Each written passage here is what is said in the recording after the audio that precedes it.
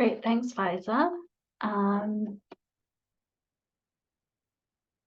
Okay, so we have one question in the chat, and then I have some as well. So the one in the Q&A box, how do you measure the impact over the long term once you've completed a participatory research project? Thanks. That's a really good question, and was something that we really considered as we were doing this work. So one of the things that we built in, and one of the principles that I talked about kind of co-creating with our design justice community of practice, was around feedback and continuous feedback. So the idea of a feedback loop every time you'd tried a new approach, you finished a project, anything that you think would be worth, was a good point to check in with people, was something that we were kind of very, very much trying to always do, and making sure that we were always kind of considering the impact of our work. So it could be done we had sort of informal ways where we just checked in with people based on our relationships with them, and more kind of formal ways where we asked them to complete kind of feedback surveys and forms as well. So we always made sure that we were kind of iterating on our approach if we needed to. Was that with participants and organizations? So how did you balance that? Yeah, it's a good question, actually. So we definitely had that approach with organizations, and that was something we did every time we sort of worked with them, or aimed to do at least. With participants as well, I think that was probably a bit less formalized. It sort of depended on how we felt at the end of sessions, if things went well, or we felt that there was an area to improve. But it's a really good, I think it's a really good thought as well to kind of put some more formalizations around that as well. We always talk about how we can better close that feedback loop with participants, and thinking about not only sharing the impact of research, but also how people found research sessions themselves is kind of a really valuable part of it as well. Mm-hmm. Wonderful, thank you. Another person says, can you share some of the principles you developed off the back of the research? Yeah, sure. So like I said, one of them was around kind of continuous iteration and feedback. Another one was around, gosh, I'm gonna have to try and think back, so sorry if I can't remember all of them. Was around kind of continuously keeping ourselves accountable. So I talked a little bit about compensation and kind of compensation methods that we might use. So for people that we were kind of paying, with the financial way of kind of payment, that was something that we'd kind of, the sum that we'd be paying people was based on our experience of working with certain groups in the past, and we just kind of had a note to make sure that we were keeping accountable to that. So if the market rate changed, we were making sure we changed that. We were making sure we updated that and reflected that as well. So that's another example of a principle that we had as well. And I think it was the third one that I can remember was around flexibility. So similar to what I talked about earlier in the presentation, flexibility around times because of how people worked, flexibility around different approaches in terms of how we kind of share their research opportunities. So kind of making sure we were kind of meeting people where they were rather than asking them to do that work themselves. That's what I can remember. I'm so sorry. No, that's really interesting. Yeah, no, that makes sense. Yeah, I think it's really important too what you said about changing the amount that people are getting compensated, especially with the cost of living crisis. I don't think that it's really acceptable to keep paying people the same amount. So yeah, I really appreciate that point. Talking about compensation as well, so it was interesting how you talked about rethinking compensation, because there is a lot of debate in our community about how to reimburse people for their time when taking part in research. How did you approach this subject with these community groups where you all felt comfortable considering the different forms of compensation?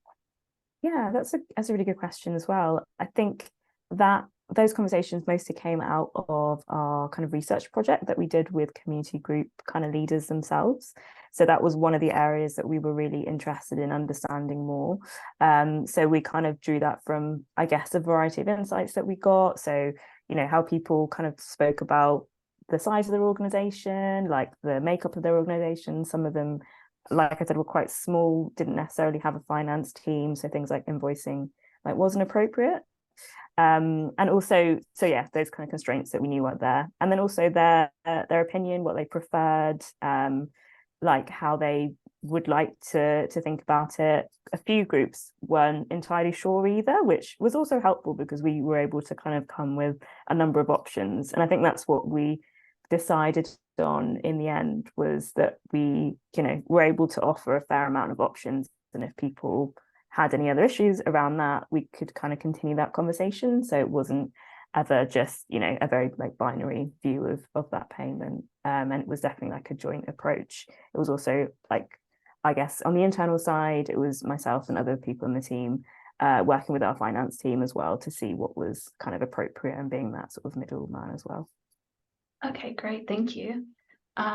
We have two more questions from the audience. So one was, how do you manage the rapport/repair with marginalized folks who may have had negative experiences with the service or services and structures in general?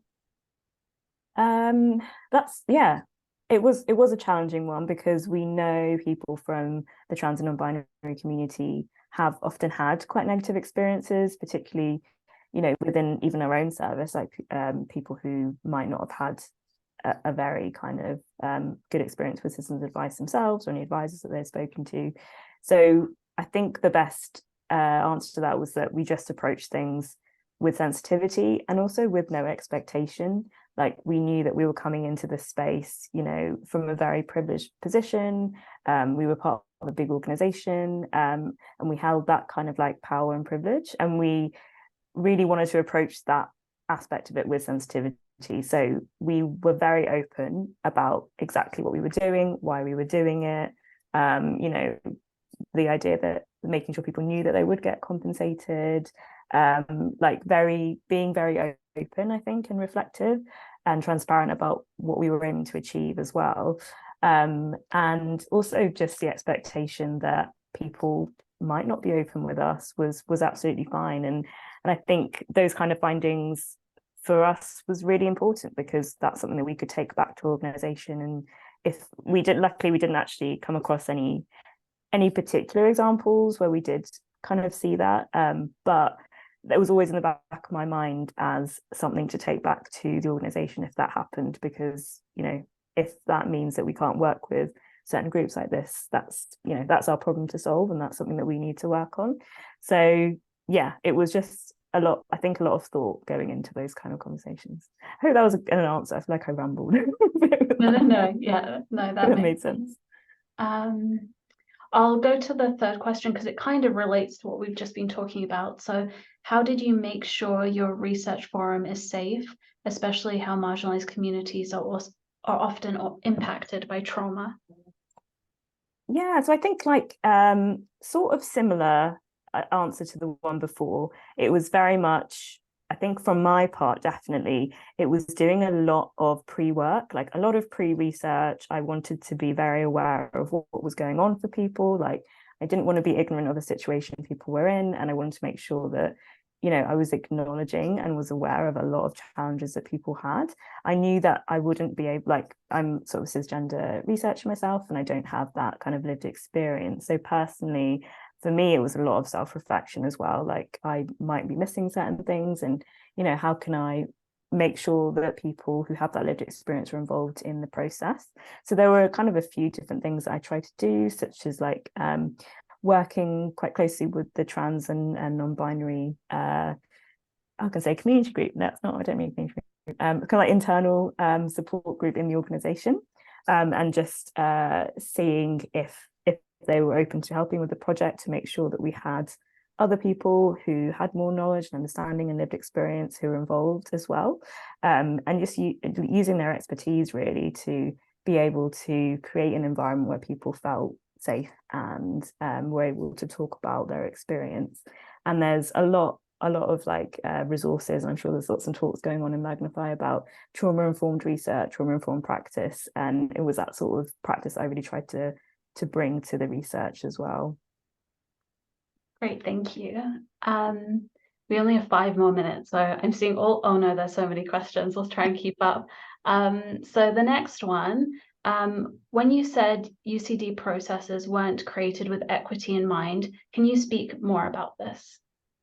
Sure. Okay. I'm not an expert on this, but there are lots of resources out there, and I think we most of us are aware of the fact that UCD and UX have come from, a certain way of thinking and a certain way of acting. Okay, I could be wrong, so please correct if I'm wrong, but I think they started with more of like a development process in mind. So it's more about developing products, and that might be more kind of straightforward digital tools, for example. It's then been widened out to kind of bigger services, bigger products, services that bridge online and offline kind of services as well. So it's like become a lot bigger than it used to be. And I think people's awareness of how things impact social aspects of people's lives has also grown. And the idea that technology is not it's not removed from biases that we have, from kind of issues that we have in society, that people who build these sort of things or involved in these sort of things might not have the lived experience of people who are actually using them. And there are like multiple examples of how that looks like in practice. I can't think of any specific ones right now, but I'm sure you've got some, Claudia. Yeah, it's hard. It is a big topic. I think, yeah, if anyone has resources, please like post them on Slack in the resources chat as well. Yeah, I think it's also with kind of like agile sprints, it's very like fast-paced research. And so if you're doing inclusive design, it's also hard to like find the right people if you're doing a fast-paced agile process. So that's something else I can think of. Yeah, definitely. And that was definitely something that came up. So we knew for doing research with people in this community, it might take longer, and it probably will take longer, because we needed to build in that time to create a more inclusive research experience. And that wasn't necessarily something that we could get, in like a fast 2-week sprint. And we had to kind of really advocate for pushing outside of that, basically. Yeah, definitely. Okay. Oh, there's so many. Are there any that you want to speak to, Faiza? Um,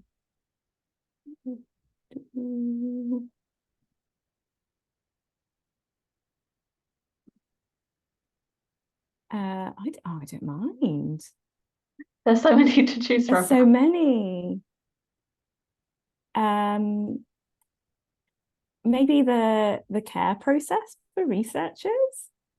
Yes, okay. So how did you make sure you applied a care process for researchers who often suffer from how do I say that? Vicarious? I think vicarious, yeah. Vicarious trauma, and are in risk of burnout.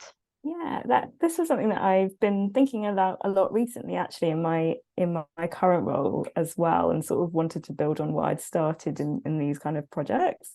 And it's a very big thing, and we know that researchers or people involved in research can feel vicarious trauma. It's you're listening to lots of people's stories, in lots of different sessions. People can disclose quite sensitive things or quite triggering things to you personally. And it was really important for us to kind of build a bit of a process around that. So we made sure that no one was ever doing research by themselves.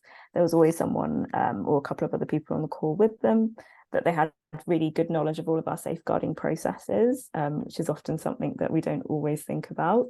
And that we also, took time for ourselves. So after every session, we always had a session to debrief with each other, with someone else in the team, or with someone that we kind of trusted outside of work.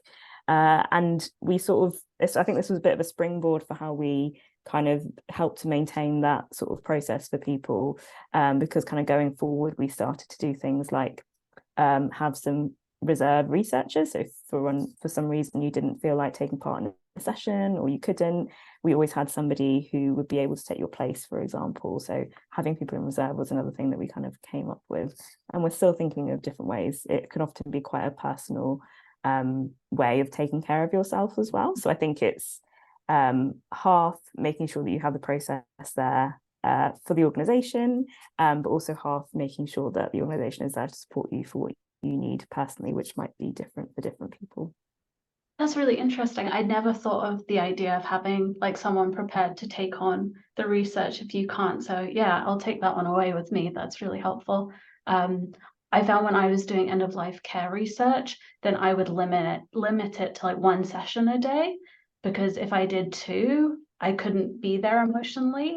So yeah, but I really like that one. So thank you. So we couldn't get to all the questions. There are so many amazing ones. If you still want your questions answered though, could they post it on the reflections channel and get answers? Yeah, of Yeah. course. I'll be happy to answer any. Okay, great. Thank you. So thanks for joining everyone for Faiza's session. We'll now take a break and we'll come back on the hour for Sita Lakshmi's talk. And then we'll continue the chat about Faiza's talk on Slack. So thank you everyone for joining.